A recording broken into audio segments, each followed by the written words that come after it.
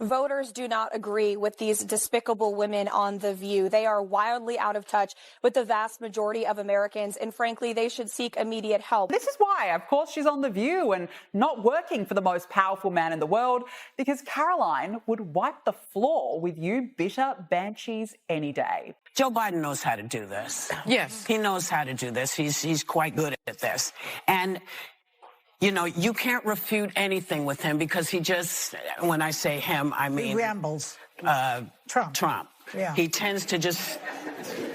But can I mention one thing? A few days ago, we brought you the intense verbal clash between the new White House Press Secretary Karoline Leavitt and Whoopi Goldberg.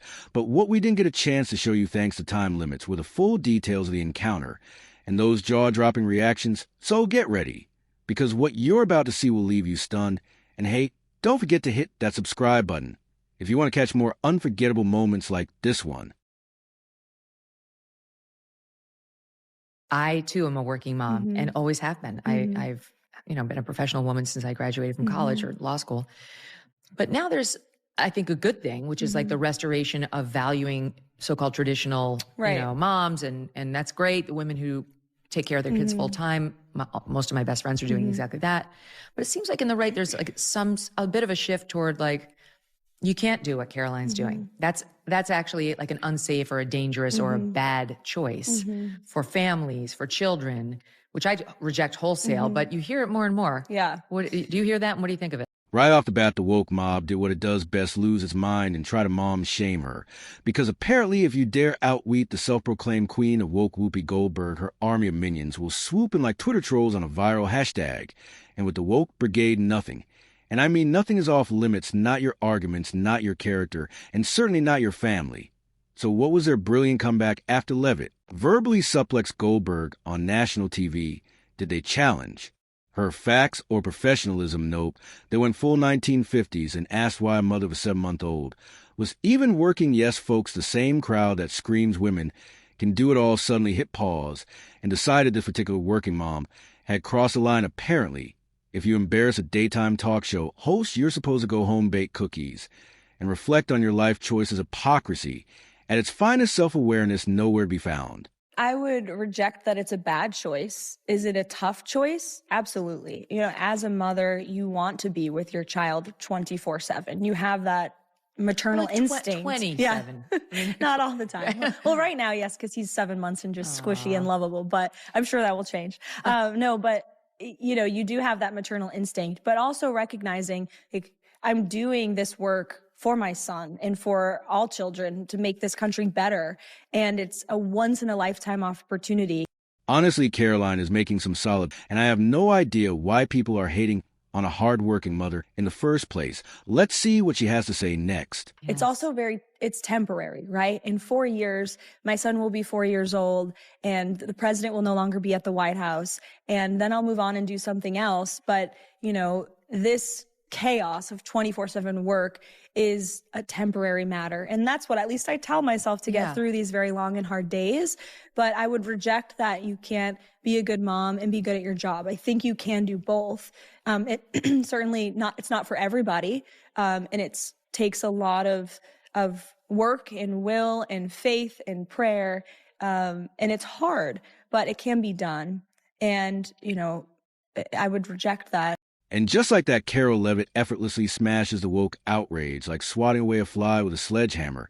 She calmly drops what should be common, since yes, it's totally possible to balance motherhood and a career without having to sacrifice one for the other. Groundbreaking, right? Someone called the think tanks.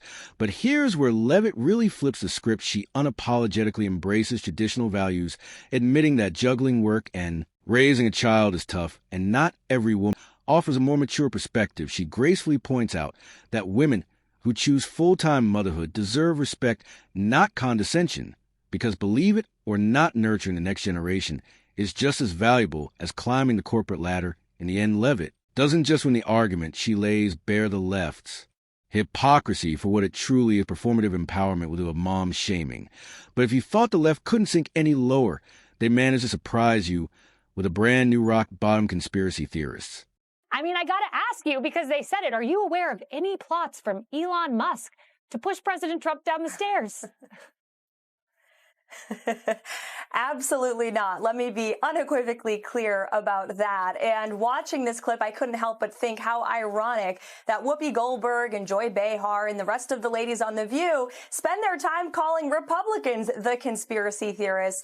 But they have been wrong about everything they have said over the last couple of years. They likened President Trump to Hitler. They have mocked him, they have shamed him, they have lied about him consistently on their show. And it was a joy to watch them on November the 6th when they realized that tens of millions of Americans do not listen to the lies that they have spewed. These women are completely out of touch with reality. Yes, you heard that right to left. The self-proclaimed champions of facts, evidence, and logic have officially swapped their science-backed yard signs for tinfoil hats they've dropped to the level of low-budget conspiracy theorists you'd expect to find shouting on a street corner with cardboard sign. And their latest jaw-dropper of a theory, brace yourself, apparently Elon Musk, the guy who's busy launching rockets and revolutionizing transportation, has secretly hatched a plot to take down Trump by pushing him down the stairs, yes, really, because nothing says billionaire master plan like schoolyard tactics, and leading this intellectual crusade none other than The View's finest of daytime talk show harpies, who somehow convince themselves they're running a congressional committee from their coffee table. Why? Because Leavitt had the audacity to destroy their queen bee, and now they want their pound of flesh. So, who better target than Leavitt's boss Donald Trump and his buddy Elon Musk's? Like watching satire write itself, but Karoline Leavitt was as about to let that nonsense slide, she hit back with a few choice words that didn't just debunk the lunacy. They had a conspiracy crowd scrambling to cook up their next half-baked theory. A lot of women are preparing themselves for the impact of the incoming administration, which has led to this growing mantra from male right-wing incels. Your body, my choice. Say that to my face. Never one to back down easily, Whoopi Goldberg gathered what little courage she had left to take another swing at Karoline Leavitt, though, of course, it was indirect. Even she knows the kind of verbal obliteration that awaits anyone foolish enough to challenge Leavitt Heaton. So instead of confronting Leavitt directly, Goldberg took the coward's route. She turned her sights on Trump, and that's when she did the unthinkable right there on national television. Goldberg spat after uttering Trump's name like a cartoon villain tasting defeat for the first time. Classy, right? Because nothing screams intellectual rebuttal like spitting on cue. Well, Leavitt didn't let that one slide. She fired back with the precision of a surgeon, and the force of freight train. This is what passes a debate. Now Leavitt scoff when you can't win on facts, you resort to playground antics. Imagine being so triggered by one man's name that you start spitting like a toddler refusing. Broccoli, it's beyond embarrassing. No wonder daytime TV ratings are crashing, and she didn't stop there. Leavitt called out the hypocrisy loud and clear. These are the same people preaching civility and respect. Yet here they are turning ABC into a slapstick comedy show. By the time Leavitt was done, Goldberg's bold move looked less like defiance and more like desperation. The internet took notice. Memes flooded in faster than The View's producers could hit the commercial break. Many who witnessed a heated exchange through their support behind the White House. Press Secretary 1. User posted, these women are going to have to hide at some point. I wouldn't feel comfortable walking down the street if I were any of them. Others pointed out that Goldberg spat in the face of all Americans who voted for Trump. One commented, literally, she spat on the face of Trump supporters. That's half the American people. Some even thought Whoopi's antics were just a ploy to grab more views. As one person wrote, I'm convinced they pay her extra to act foolish. You must have really wrestled with how you were going to meet the high bar set by Karine Jean-Pierre. Was that... Sorry. Was that out loud? No, she was terrible. Yeah. I mean, come on. Yeah. So how has your approach differed, would you say? I think it's vastly different. And if you ask people, even in the legacy media, even the Trump haters, they will tell you the approach has been much different. Not just for me, but the entire White House. Oh, absolutely. They come in my office every day and they'll admit that off the record. Oh. Maybe not on the record, but they will say they appreciate the access and the transparency and the preparation that goes into my briefings and everybody on our team. Now I'll admit I'm getting a bit off track here. But did Karoline Leavitt just expose the legacy media and Trump haters in one swift move? Because this part is pure gold. Think about it. These are the same people who pounce on Leavitt every chance they get, from questioning her credentials to mom shaming her. The woke journalists have practically made it their side hustle to drag her at every turn. If Leavitt even breathes wrong, there's an op-ed about it within the hour. But here's where it gets juicy off. Camera, when the outrage is switched off and the blue checkmark bravado fades, these very same critics are reportedly sneaking into Litt's office to congratulate her. Yes, you heard that right. They're privately thanking her for media access they couldn't get under Biden's press team. So let's get this straight. Publicly, they're painting her as some right-wing villain. Privately, they're all smiles, handshakes, and whispering thanks for actually doing your job. You literally can't make this stuff up. But honestly, should anyone be surprised, hypocrisy has practically become a job requirement on the left. It's not just the View, it's the entire media ecosystem pretending to fight the dragon while secretly feeding it scraps under the table. And Leavitt, she's just standing there, seat in hand, watching the whole charade unravel. According to an IG report from the Social Security Administration, there was $71 billion worth of fraud in one single fiscal year that we know about. And so that is a lot of fraud, Peter. To be clear, that $71 billion was from 2015 to 2022. So it wasn't in just one year. And it was $71 billion. But it wasn't in one year, just over multiple years, 2015 to 2022. So are you defending $71 billion in fraud, Peter? That's a lot of money. Why is the media so against cutting waste, fraud, and abuse from the government? I don't get it. I just want to ask a question. We won't be deterred. We will not be deterred from people like you and the press.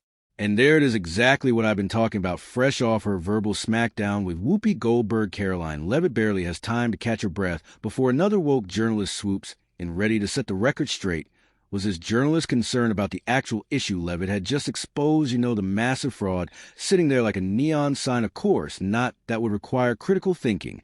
And we can't have that. Instead, they zeroed in on attacking Leavitt like a hall monitor.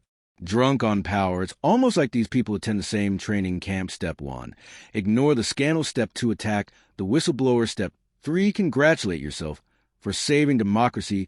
Leavitt being Leavitt didn't just roll over, she hit back with the kind of calm, cutting precision that turns internet clips into viral gold. Oh, I'm sorry, she quipped. I didn't realize exposing corruption was less important than satisfying your fact-checking fetish. And the best part, the journalists, clearly flustered, doubled down. Because when you're losing, why not dig a deeper hole? They kept pressing nitpicking words while completely ignoring the elephant tap dancing in the room. By the time Leavitt was done, it wasn't just a debate. It was a full-blown demolition. The journalist walked away looking less like a truth seeker and more like an unpaid PR rep for the very fraud Leavitt had just exposed. It left me wondering how exactly Leavitt prepares to face the press, because she sure seems to have her finger on the pulse of just about every issue. Take a listen.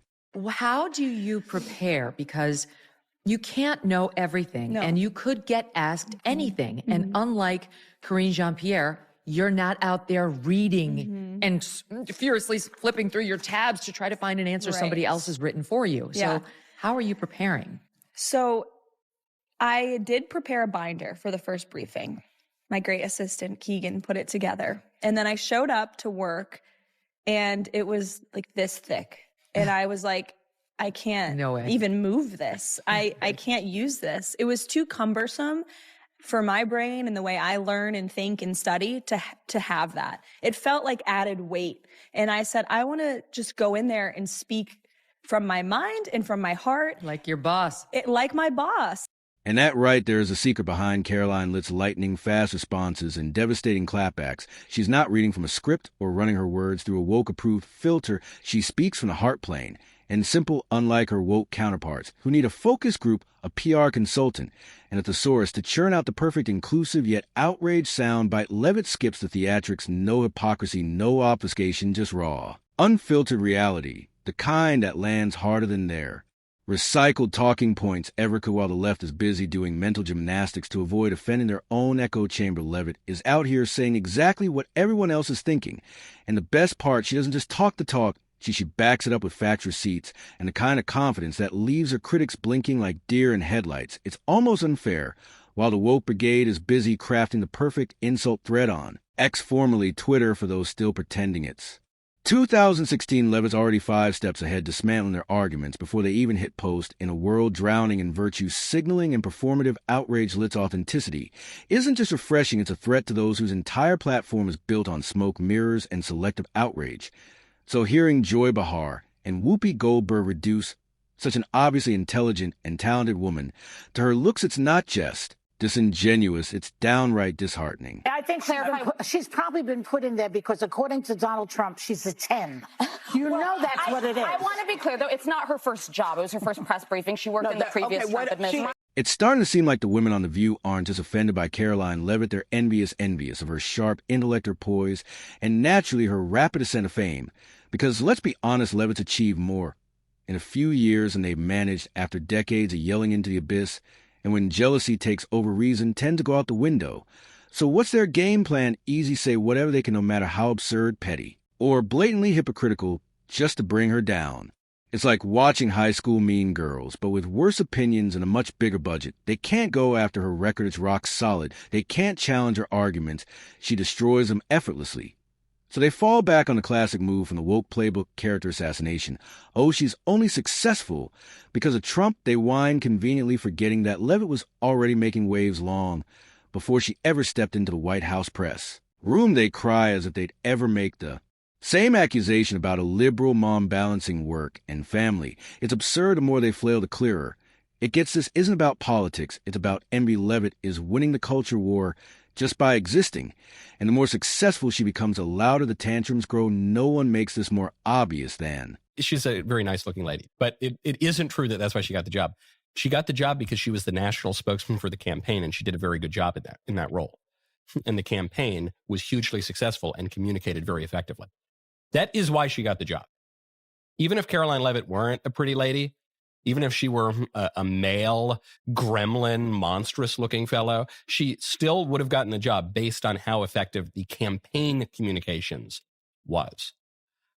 Furthermore, Karoline Leavitt ran for Congress. I was talking to Roger Stone about this when we were trying to figure out who the picks for the administration were going to be. He said, I think Leavitt's going to get the White House press sec job. I think she earned the job, and I like that she has been in the fire. She's run for office. Karoline Leavitt isn't just outsmarting the woke crowd because she's sharp, though. Let's be real, she absolutely is. It's not just book smarts or witty one-liners. This woman's got real experience. Remember her congressional run. She didn't just show up like some token Gen Z candidate chasing retweets. She won the Republican primary, crushing her opponents like a freight train with no brakes. And who got left in the dust? Matt Mower's a former Trump administration official who was supposed to be the front runner. Spoiler alert, he wasn't sure Leavitt eventually lost the Democrat incumbent Chris Pappas. But it wasn't some crushing defeat. She made the establishment sweat, proving she wasn't just another talking head.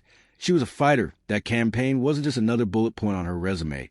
It was a crash course in real-world politics, the kind woke pundits like pretend they grasp while sipping lattes and drafting their next fact. Check. So when Leavitt steps up to the podium and delivers those quick, sharp comebacks, it's not just youthful confidence. It's the honed skill of someone who's been in the trenches taking blows and coming out tougher. No wonder the left can't stand her. She's everything they claim to support, but secretly fierce, smart, resilient, and actually effective. Now to the cackling witch herself, Joy Behar from The View, whose jealousy is something to behold. Here is her assessment of Trump's new White House press secretary, Karoline Leavitt. I think she's probably been put in there because, according to Donald Trump, she's a 10. You know that's what it is. I want to be clear, though. It's not her first job. It was her first press briefing. She worked in the previous Trump administration. The ever-empowering feminist, Joy herself, everyone. And this is why, of course, she's on The View and not working for the most powerful man in the world, because Karoline would wipe the floor with you bitter banshees any day. Yep, as we've already pointed out, the ladies on The View aren't just annoyed by Karoline Leavitt, they're jealous. And who could blame them while they sit on daytime TV? Recycling the same tired talking points and talking trash. Leavitt is out here working for the most powerful man on earth. Let that sink in their complaining from a cushy studio couch. While Leavitt is shaping narratives from inside the White House, it's not just a difference in job titles, it's a difference in relevance. And here's the kicker: they know they can't compete with her inlet composure or political savvy. That's why every time they try to go toe-to-toe with her, it ends the same way. Leavitt schooling them armed with nothing but facts and a killer smile. Whoopi and her crew throw tantrums. Leavitt throws receipts. They stir up outrage. She drops truth bombs. It's like watching a pro spar with armchair critics of jealousy. Isn't just obvious, it's downright tangible. Because deep down they know that if they ever had to swap places with Leavitt, they wouldn't last 5 minutes in her shoes. The CNN guy, Jim Acosta? Oh, wait, he's not on CNN anymore. That's right. He was like it was just so, I would say, you don't mind the aggressive questions, you take the aggressive questions, but it was just always to the point that it was like, how do you destroy Donald Trump? How do you destroy the individuals of staff? It was so, when they do say Trump derangement syndrome, and I do think that there's also Elon Musk derangement syndrome happening too with the media, because they don't know how to handle it. How do you view that differently from the first administration till now? Well, first of all, since you brought up Jim Acosta, he's been saying some not so nice things about me online, and I've resisted responding, but since you brought him up, I'd like to say to Jim, at least I have a job, Jim, okay? Just saying. Another brutal clapback from the undisputed queen of comebacks, Karoline Leavitt. At this point, it's like watching a master chef school someone who just figure out how to boil water. And this right here is exactly why Whoopi Goldberg wouldn't dare face off with Leavitt in a real showdown. It's not just about losing, it's about getting obliterated in front of millions. Whoopi might be loud, but noise doesn't win battles. Leavitt plays chess while. Goldberg stuck playing checkers with half the pieces missing. Every insult Whoopi tosses gets thrown right back at her, but sharper with a side of bless your heart. Deep down, Whoopi knows the truth. She can put on a show all she wants from the comfort of the View's echo chamber. But in a real debate, it would be a knockout before the first commercial break. And with that, we wrap up today's episode. If you enjoyed our sharp take on the latest political buzz, hit that like button and subscribe for more thought-provoking content. Thanks for watching, and we'll catch you in the next one.